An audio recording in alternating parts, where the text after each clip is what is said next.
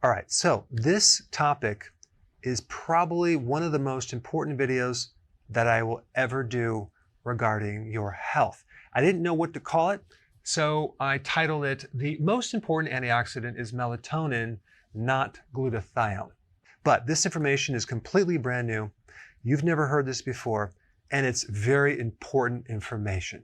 Now, a few weeks ago, I interviewed Dr. Roger Schwelt. It was a fascinating interview related to vitamin D.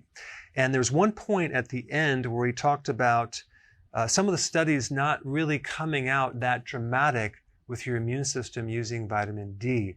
And then he said something that really got my attention.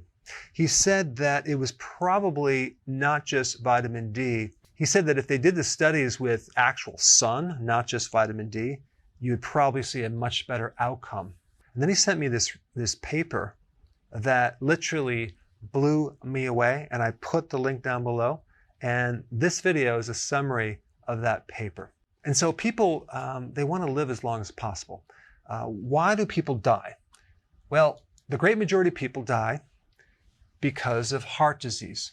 That's the first cause of why people die. The second cause is cancer. And the third reason why people die is related to some metabolic illness. It could be diabetes, it could be Alzheimer's. It really depends on what country you live in, but typically it's related to some metabolic underlying cause. And what's common about all these reasons why people die is that they're all mitochondrial diseases. In other words, there's some type of dysfunction that destroys the mitochondria. And with cancer, it originates in the mitochondria become damaged, and then that cell then converts over into a cancer cell. Now with heart disease, we have a lot of free radical damage, whether the person's on a high carb diet or they're a smoker or they have a lot of oxidative stress. And then we create this irritation or inflammation in the inner arteries, but that damage is being created in the mitochondria. And so if we really look at the essence of where the problem is, we're getting this excess of oxidative stress and free radical damage.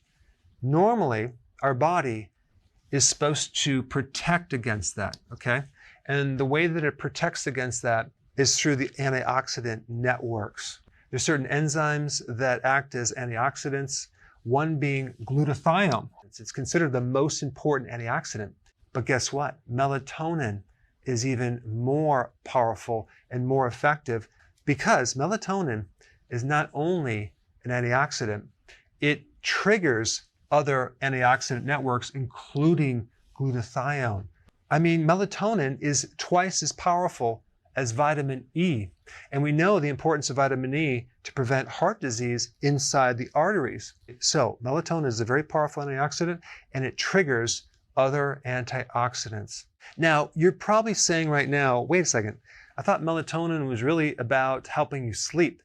It's involved in the circadian rhythm. It helps people take it if they get jet lag. And maybe you've heard something about how melatonin is now used to help your immune system, since it's now considered an immune modulator to help you regulate your immune system. And of course, I won't mention specifics, but it's very, very powerful against certain viruses.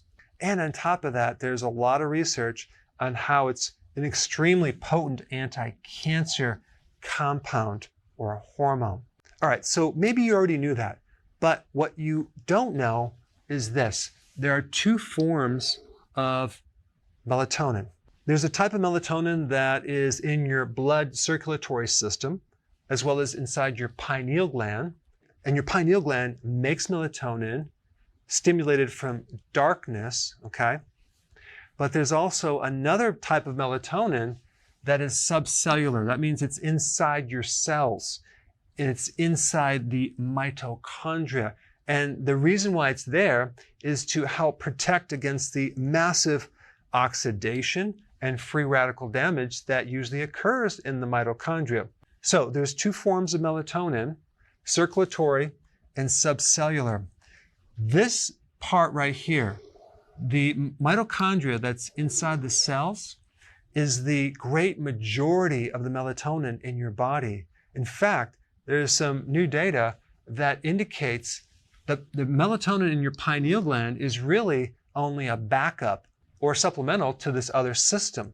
So if you don't have enough in your cells, then it'll actually take from the pineal. Now, guess what's going to happen if you don't have enough in the pineal? It's going to affect your sleep.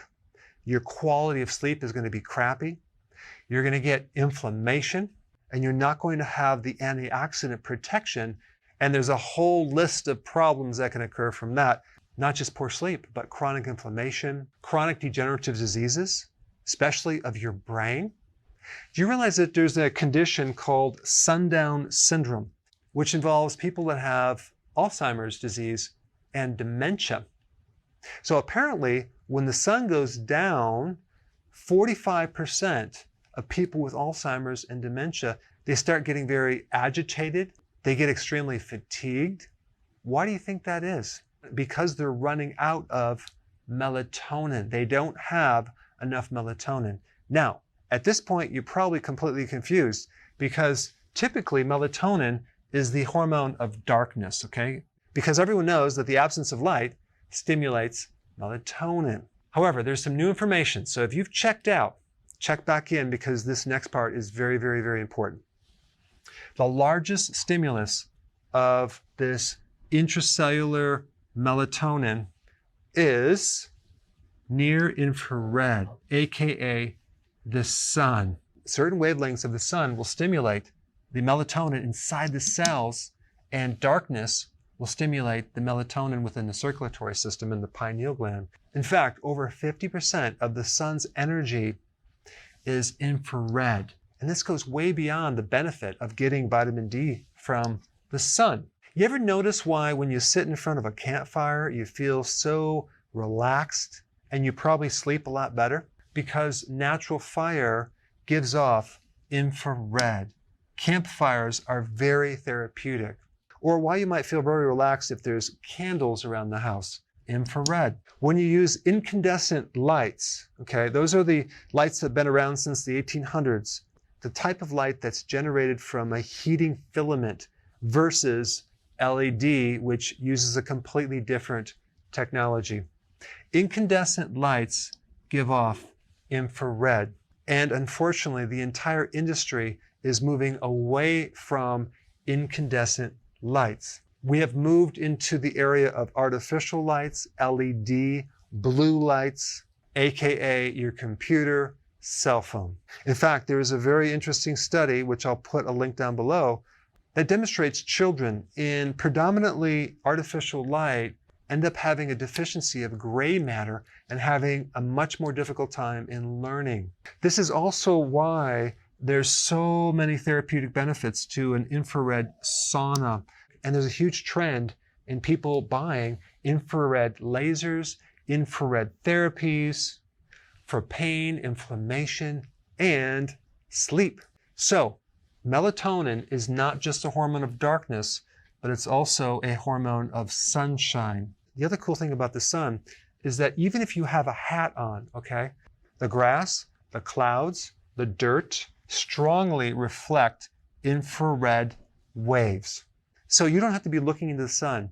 If you're outside, you're going to get infrared indirectly. Now, I just want to tell you a little side note on that topic. Presently, I'm living on a farm. And the two neighbors that help me a lot on my farm are both in their 60s. Their diet is not just inadequate. Their diets are absolutely terrible, okay? They live on sugar. One chews tobacco. The other one smokes. Now, both of these guys are outside all day long, okay? I don't even think they have computers. I don't even think they have a cell phone. They're just outside working the land all day long. And they rarely seem to get sick. They don't really have any health problems.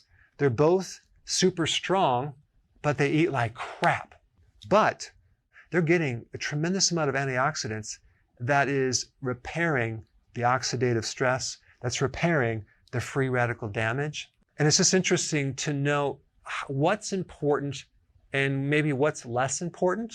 And I really didn't emphasize the importance of the sun for your health, and simply because I didn't have this data right here, this infrared information, as well as its connection to increasing melatonin.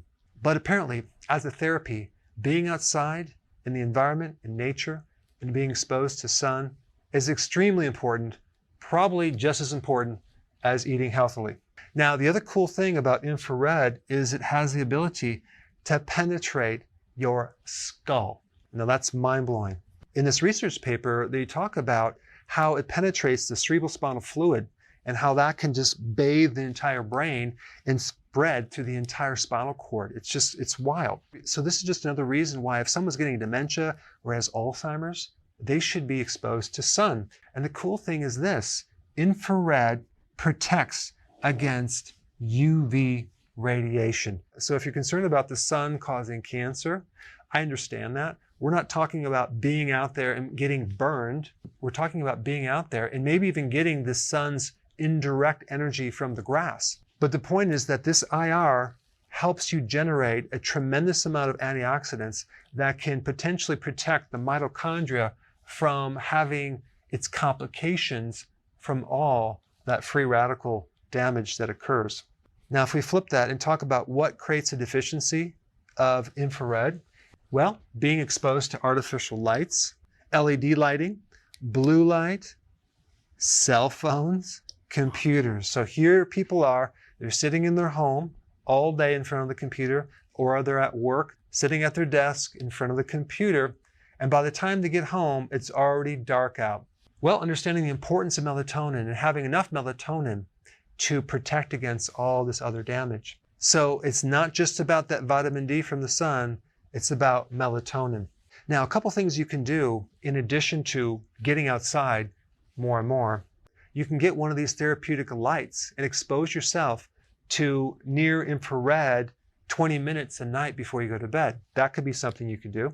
You can switch out your lighting system to more incandescent lights. You can have more fires in your fireplace or more candles, more campfires. But anyway, I think this is a fascinating topic. And if you haven't seen my video on the therapeutic benefit of the sun, I put it right here. Check it out.